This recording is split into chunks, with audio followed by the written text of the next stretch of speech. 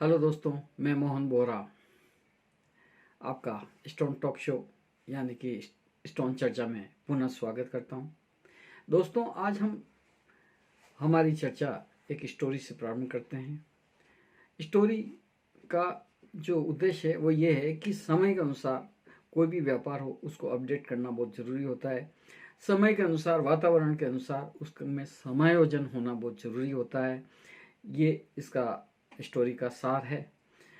ये हमारे स्टोन व्यापार में भी ये चीज़ लागू होती है कि समय के अनुसार समय समय पर अपने व्यापार को बदलते रहना चाहिए, अपडेट करते रहना चाहिए। आज की ये परम आवश्यकता है। एक समय था कि बड़े बड़े व्यापारी बड़े बड़े ही रहते थे और छोटे व्यापारी छोटे ही रहते थे। वो बदलने में, उनको डेवलप होने में बहुत समय लगता था। लेकिन आज की तारीख में नए व्यापारी बहुत से ऐसे हैं जो बड़े व्यापारियों को भी सुपरसेट कर लेते हैं, कम पूंजी होने के बावजूद।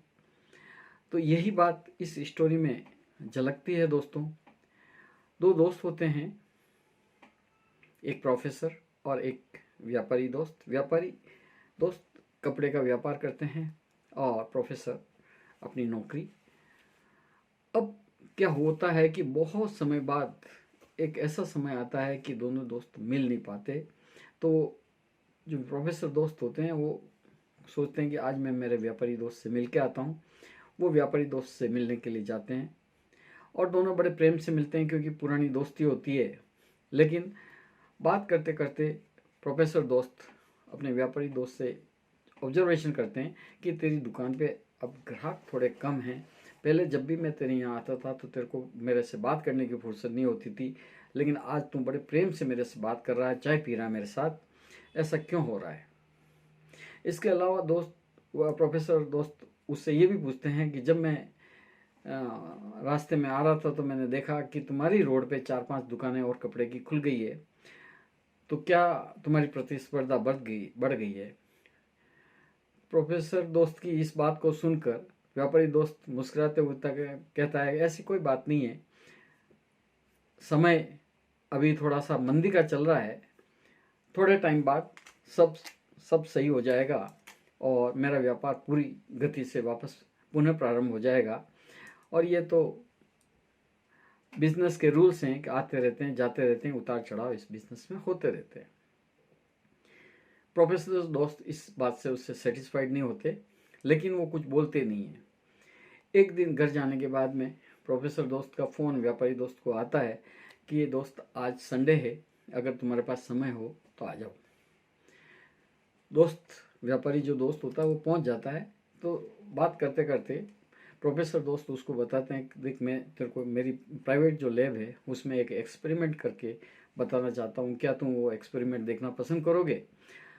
तो व्यापारी दोस्त कहता है ज़रूर।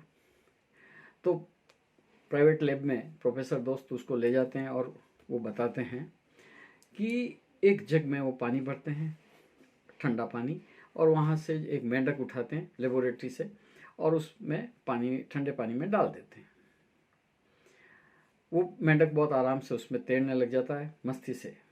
थोड़ी देर बाद में प्रोफेसर दोस्त कुछ अलग से हट के करते हैं और जग में थोड़ा सा गुनगुना पानी मिला के उस ठंडे पानी को निकाल के गुनगुने पानी को उसमें डाल देते हैं और उसमें वापस मेंढक को डाल देते हैं। तो मेंढक को थोड़ा सा उटपटांग से लगता है, लेकिन चूंकि पानी थोड़ा नवाया होता है तो इसलिए वो एडजस्ट हो जाता है और वो वापस अपने आप में तैरने लग जाता है। अब प्रोफेसर साहब क्या करते हैं कि उस जग को गैस के बर्नर पर रख देते हैं और धीमी धीमी आंच पे वो पानी गर्म होने लग जाता है। अब देखते हैं थोड़ी देर में कि वो पानी थोड़ा सा गर्म हुआ तो मेंढक वापस अटपटा सा उसको महसूस होता है, लेकिन थोड़ा सा गर्म होता है तो वो एडजस्ट कर लेता है। धीरे धीरे पानी गर्म होता जाता है और वो मेंढक जो है उस पानी में अपने आप को एडजस्ट करते जाता है। अब स्थिति यह आ गई कि पानी उबलने लग गया। अब वो मेंढक सहन नहीं कर सकता तो वो उछलकर बाहर कूदना चाहता है, लेकिन वो कूद नहीं पाता।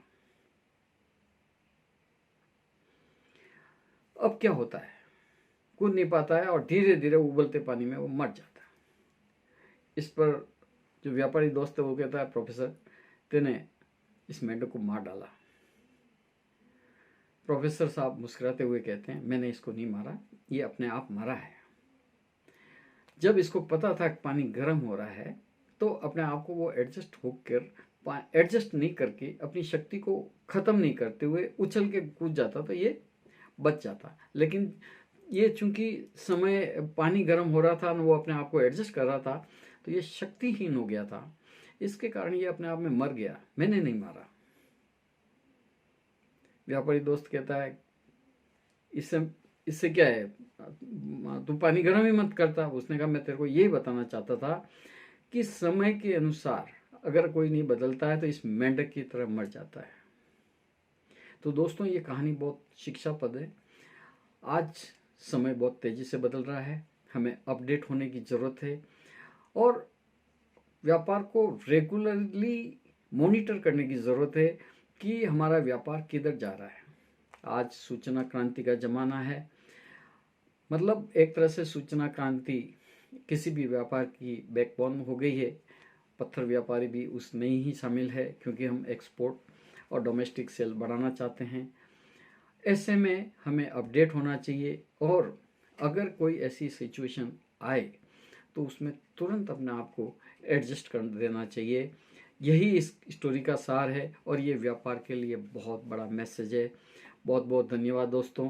मोहन बोहरा का अभिनंदन।